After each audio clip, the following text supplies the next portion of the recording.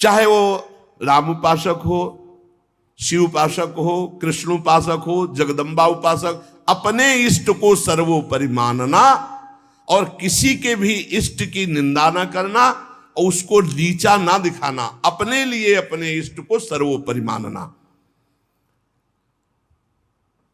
ये भावना इतनी जोर की होनी चाहिए कि अपने इष्ट के सिवा और कुछ रह ही न जाए पूरी सृष्टि में। उत्तम के बस असमन माही, सपने हूं आन पुरुष जग नाही। एक बार गोस्वामी तुलसीदास जी वृंदावन आए, प्रातःकालीन वेला अपनी नित्य दिनचर्या करके निकले दर्शन करने के लिए। तो श्रृंगार में जिन ठाकुरों के दर्शन किए तो सब में मुरली, मोर मुकुट, ललित त्रिभंगी, पार्श्व में श्री राधा किशोरी। प्रणाम किया, कहा कहा कहूं छवि आज की, भले बने हो नाथ। नाथ आप ही हो, मुझे पता है बहुत सुंदर हो, प्रियाजू के साथ विराजमान हो, पर महाराज मेरे मन में पूर्ति नहीं हो रही, दर्शन की पूर्ति नहीं हो रही, जो प्यास है वो मेरी तृप्ति नहीं हो रही। मैं देख रहा हूं सांवले सलोने आप मेरे ही प्रभु हो, गोरी प्रियाजू आप मेरे ही हो, मुझे कोई संशय नहीं है, पर ये रूप हमारी तृप्ति का कारण नहीं। देख लो इष्ट निष्ठा, जबकि जड़ चैतन्य को सबका बोध है, गोस्वामी जी को। प्रभु जब मैं आपके कर कमल में मुरली देखता हूं और मयूर पिच्छ मस्तक पर देखता हूं और सीधे खड़े होने की जगह 3 जगह से टेढ़े ललित त्रिभंगी देखता हूं, बड़ा सुंदर रूप है, मुझे तृप्ति नहीं। तुलसी मस्तक तब नवे जब धनुष बाण हो हाथ, साष्टांग दंडवत तो तब करूंगा जब ये मुरली की जगह सारंग धनुष हो और टेढ़े की जगह सीधे हो जाओ और राज मुकुट चक्रवर्ती सम्राट का धारण किए हुए। प्रभु मैं जानता हूं भले बने हो नाथ, मेरे ही नाथ हो, कोई अंतर नहीं, पर मैं साष्टांग दंडवत तभी करूंगा। जिस मंदिर में जाते वहीं प्रिया प्रीतम, तो वृंदावन है, यहाँ तो ढाक पात सब जगह राधा राधा राधा राधा, कृष्ण कृष्ण, ये तो प्रिया प्रीतम का महल है। तुलसीदास जी महाराज बड़ी एकाग्रता से विनय अंदर से किए, फिर जब देखा एक क्षण में वही भगवान, मुरली अंतर ध्यान हो गई, हाथ सीधे हो गए उसी छवि में, और सारंग धनुष, राज मुकुट और प्रियाजू सियाजू। मुरली मुकुट दुराय के नाथ भय रघुनाथ, तत्काल सियाराम को साष्टांग दंडवत के जय जय प्रभु जय।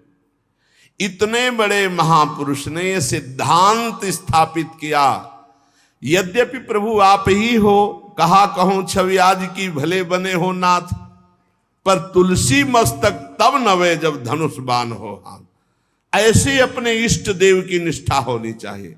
आप ही हो प्रभु, लेकिन नाथ हमारे हृदय को तृप्ति जब होगी जब हमारे रघुनाथ जी के रूप में आप दर्शन दो। ऐसे ही अपने एक प्रसंग आता है रसिक अनन्यमाल में, हरिदास जी उनका नाम, शायद हरिदास तुलाधार नाम था, जो जगन्नाथ जी की संतों के दर्शन के लिए यात्रा कर रहे थे, तो रास्ते में देखा एक गाय पर आक्रमण किया सिंह ने। रसिकनन्यमाल में चरित्र है। उन्होंने तत्काल संकल्प किया, मन वचन कर्म से यदि मैं भगवान का भक्त हूं तो मैं अपने सामने एक गौ हिंसा नहीं देख सकता। तो उन्होंने सिंह को कहा कि प्रार्थना है रुक जाइए आप।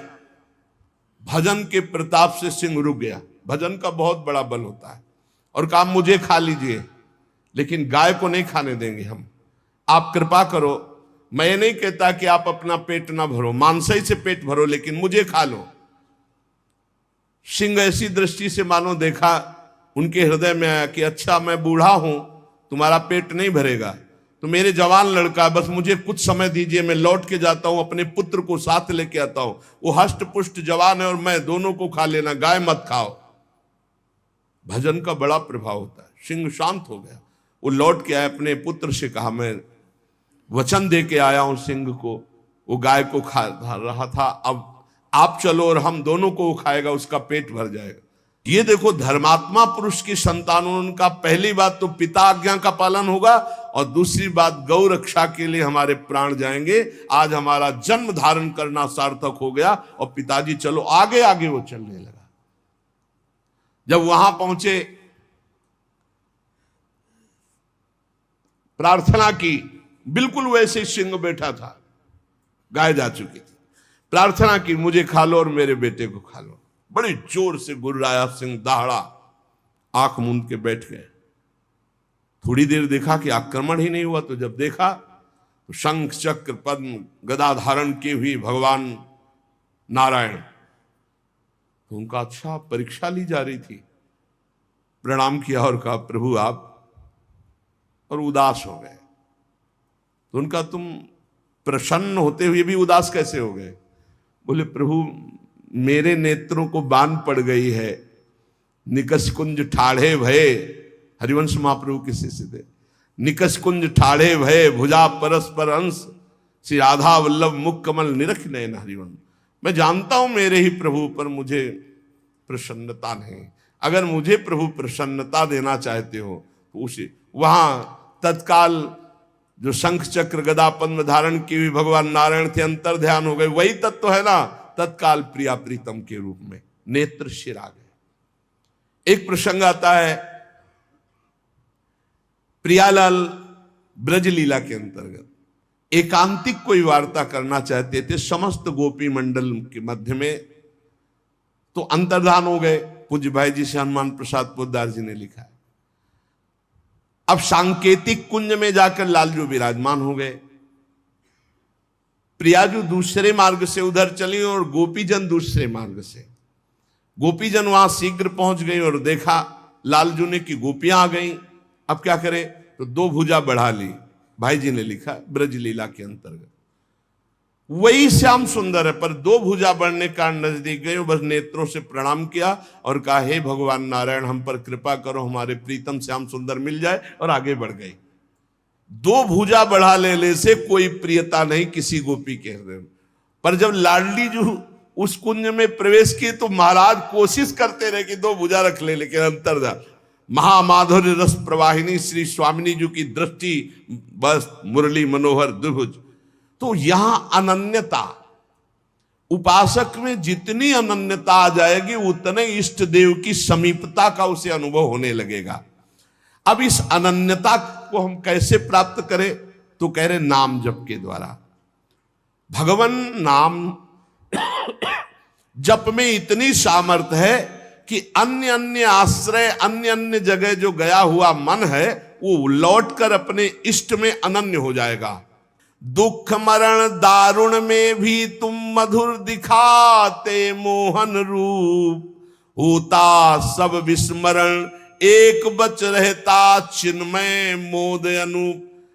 जिसकी दृष्टि में भगवान रहते हैं उसको कभी दुख नहीं होता, वो हर स्थिति में अपने भगवान को देखता रहता है। छाए रहते सतत